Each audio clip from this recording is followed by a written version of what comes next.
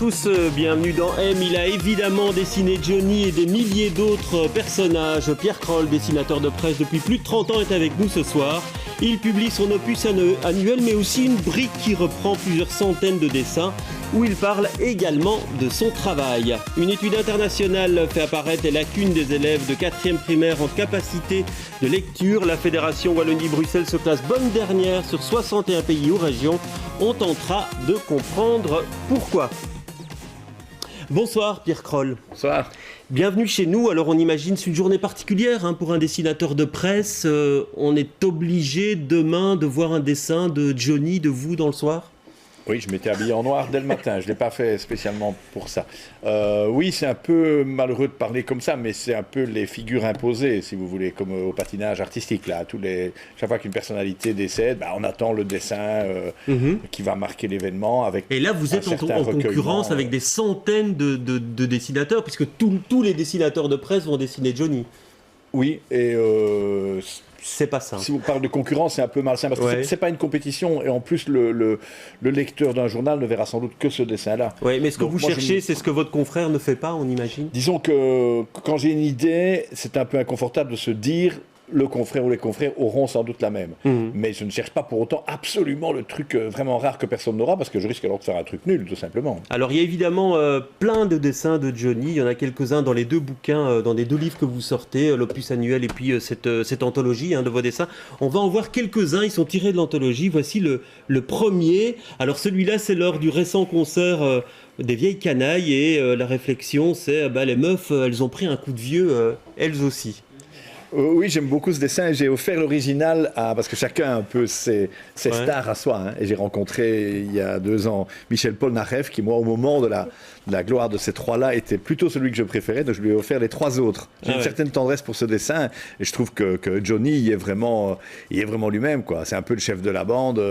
Il est un petit peu vieilli, il n'entend pas bien les autres. Et il est facile à dessiner, Johnny Hallyday Alors, tous les gens très aimés sont toujours assez difficiles à dessiner. Parce que forcément, leurs fans et les gens qui les adorent vont toujours dire « Ouais, pourquoi là vous vous moquez d'eux ?» Alors ça va de Michael Jackson à Maggie de Bloch, ce que je vous dis. Il y a toujours des gens pour dire « Il ne faut pas la dessiner comme elle est, c'est pas gentil, etc. » Donc Johnny, comme toutes ces grandes stars, j'ai toujours un peu une petite gêne à le faire. Et en même temps, c'est savoureux parce qu'il a une gueule, quoi. Ouais. Il a une gueule. Alors on voit le deuxième dessin, c'est Johnny qui chante pour les victimes des attentats.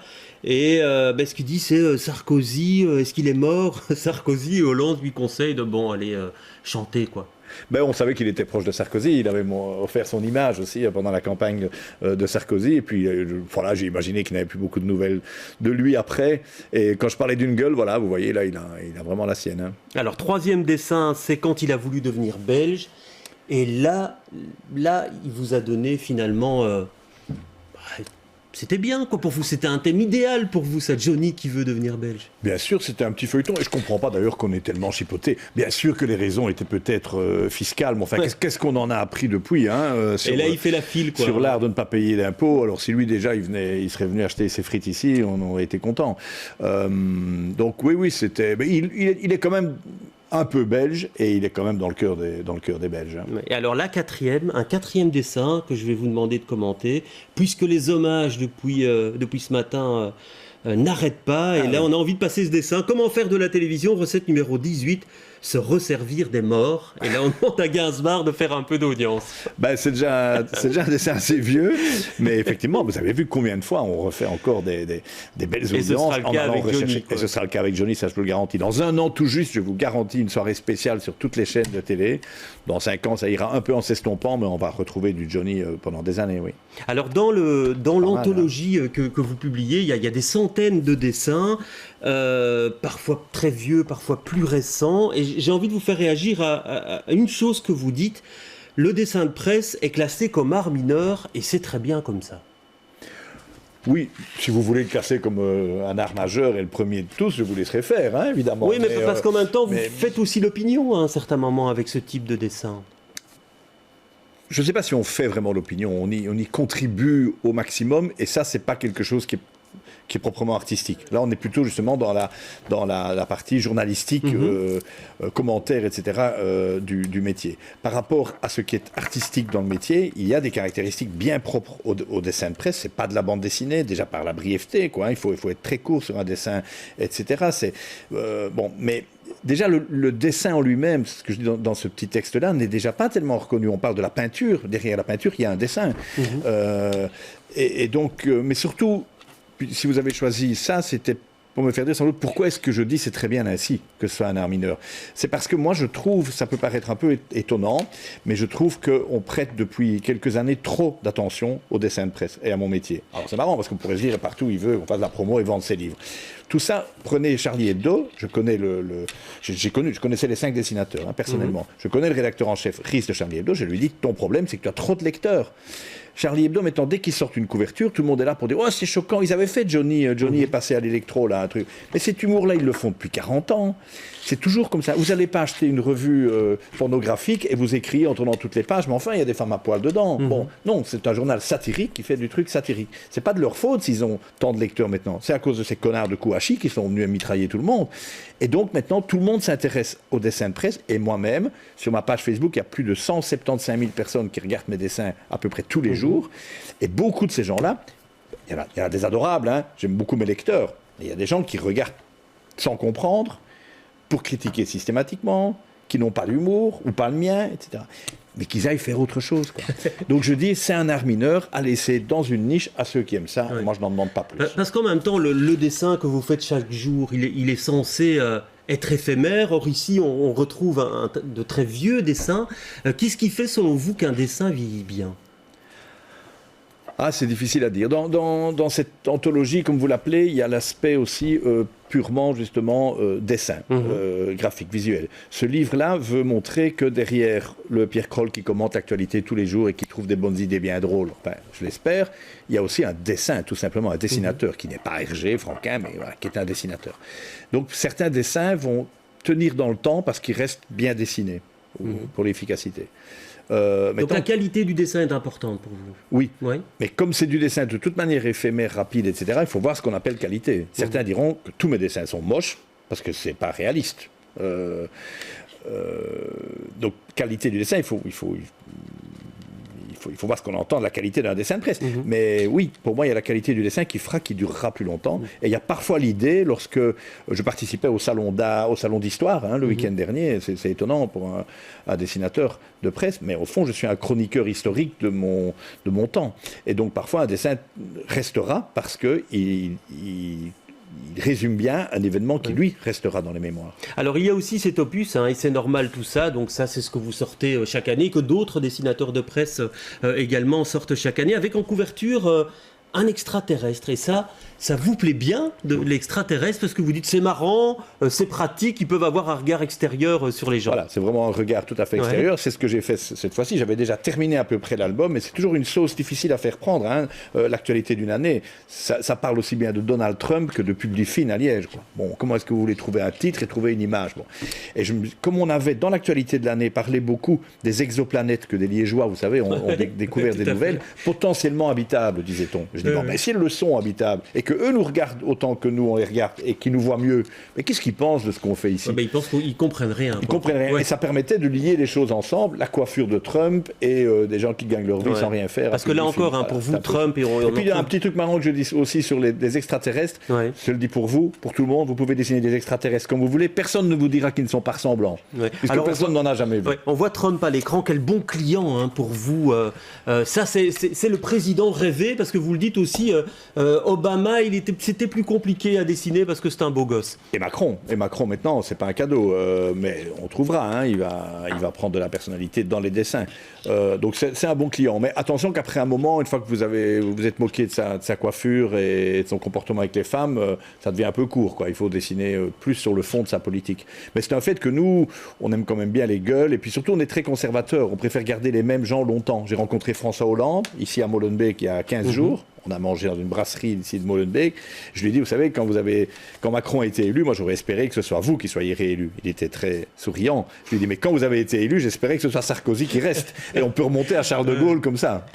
Beaucoup de gens demandent que Di Rupo quitte la présidence du PS. Moi, je le supplie de rester. parce que je le dessine facilement. En même temps, c'est vrai que vous le dites également à un moment donné, que l'actualité internationale, c'est parfois plus compliqué pour un dessinateur qui est plus à l'aise dans son actualité nationale. Oui, et mais c'est pas par facilité. C'est-à-dire qu'on peut plus facilement avoir un commentaire décalé, ironique, qui va un peu fâcher les personnes concernées lorsque vous faites du dessin sur la politique de chez vous. Je sais que Di Rupo me lit. Je ne sais pas si Donald Trump me lit, je ne crois pas.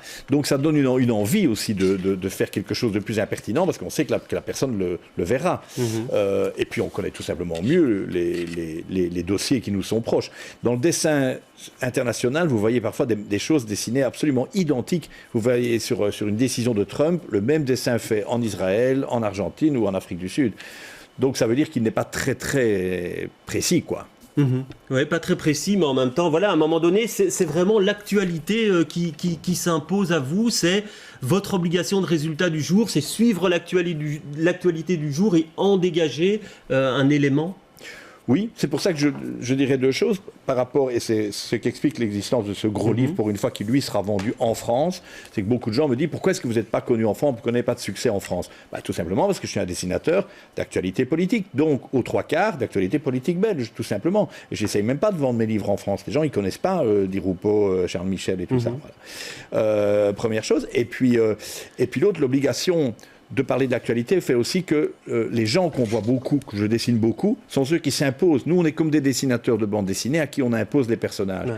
Des gens me disent, pourquoi vous ne dessinez plus Louis Michel, vous le faisiez très bien. Ben oui, mais on ne le voit plus. Oui, voilà. C'est ça. Et pourquoi vous dessinez aussi souvent Di Rupo cette année? Parce qu'on le voit tout le temps. Oui, parce que il y a énormément de dessins. Vous m'aviez dit 18 000 dessins de vous qui ont été scannés.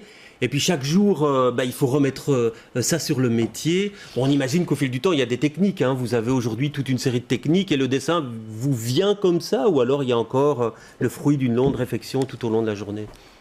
Je vous assure que d'une certaine manière, chaque dessin est le premier. Parce que vous dites qu'il y a des trucs, il y a des techniques. C'est pas conscient. Il y a de l'expérience, oui, déjà pour moins stresser, pour se dire je vais trouver. Là, je parle de mes interventions, par exemple, dans des débats sur une chaîne bien connue, en direct. Bon, je ne prépare pas les choses à l'avance, mais non, il faut en plus, pour garder une certaine fraîcheur, il ne faut pas qu'on sente que le dessinateur a des trucs vraiment à lui. Alors je sais que parfois, si je cale sur une actualité, je me dis, tiens, si je la mêlais avec une autre, voilà, ça s'arrête là le truc. Il faut encore que l'idée vienne. Mais vous donnez une certaine technique dans le livre quand vous dites, les clichés c'est important parce que finalement on peut les manier, les retourner, les utiliser. Oui, il y a un vocabulaire du dessin de presse qui est un peu le même pour tous les dessinateurs d'ailleurs. J'explique un peu les coulisses de ça. Mais ça ne veut pas dire que c'est une caisse à outils dans laquelle je vais aller chercher ça ou ça. Ça vient avec l'inspiration. Donc sur les clichés, par exemple, j'explique qu'effectivement, lorsque vous voulez dessiner l'Écosse qui veut quitter l'Angleterre, vous allez faire un Écossais. Je vous le donne en mille, vous allez lui mettre un kilt, quoi. Bon, je sais bien qu'ils n'en ont pas tous là en rue tous les jours, mais c'est comme ça qu'on reconnaîtra le mieux l'Écossais. Et donc il y a effectivement des trucs comme ça, mais c'est pas ça qui donne l'idée du dessin. Et l'idée du dessin, effectivement, c'est l'actualité qui vous l'impose. Vous vous demandez encore à certains moments, tiens, comment ça se fait que j'ai eu cette idée-là? Ça vous vient comme ça? Ce sont des flashs qui vous viennent à certains moments? Oui. Comment dire? On provoque ces flashs. Celui qui me dit comment les idées vous viennent, là, il connaît rien au métier, parce que si je devais attendre qu'elles viennent, il y a des jours où il n'y aurait rien. Donc je vais les chercher. Mais je ne les construis pas avec une technique, un truc particulier. Non, je parcours ceci comme ça, en me disant, bon sang, il s'est passé ça, il s'est passé ça et tout. Et puis à un moment, l'idée vient. Oui, alors il y a différents chapitres, et c'est un abécédaire. Et donc à un moment donné, vous parlez de la guerre, forcément. Et là, la question qui vous vient immédiatement, c'est à quoi sert un dessin? Que dire d'une guerre? Oui, un dessin, ça sert sans doute pas à grand-chose, mais c'est parfois ce que j'appelle modestement un simple accusé de réception. Donc je dis d'un événement qui est arrivé, en l'occurrence des événements graves, vous êtes au courant, moi aussi. Voilà comment je l'ai vu. Éventuellement, les gens n'étaient pas au courant, donc ils vont l'être par moi. Mais je ne donne pas le contenu de l'info, il faut aller la chercher ailleurs. Moi, je n'aime pas trop quand on dit un dessin, ça résume un bon éditorial et tout. Moi, je travaille pour des journaux, presse écrite ou télévision. Il faut écouter le reste. Mes dessins, ils invitent à s'informer. Il faut lire les articles qui sont à côté des dessins. Et sur ces questions de guerre, il faut savoir, parce que c'est vrai que c'est parfois un malentendu, que quand il se passe quelque chose de dramatique, le journal demande, attend ou espère que son dessinateur fasse quelque chose sur ce sujet. Parce que le dessin permet de dire les choses autrement, pas mieux, hein, mais autrement que l'écrit ou la photo. Parfois, vous avez quelque chose qui, quand il est dessiné, va, par exemple, obliger le lecteur à s'arrêter un peu, à réfléchir un peu, à se dire pourquoi c'est pas drôle aujourd'hui, des choses comme ça. Il y a des choses que le dessin permet, que la photo ne permet pas, et l'écrit non plus. Merci en tout cas d'être passé sur notre plateau, et donc on renvoie à vos 2 livres qui sont tous les 2 publiés aux éditions Les Arènes. Merci Pierre Kroll.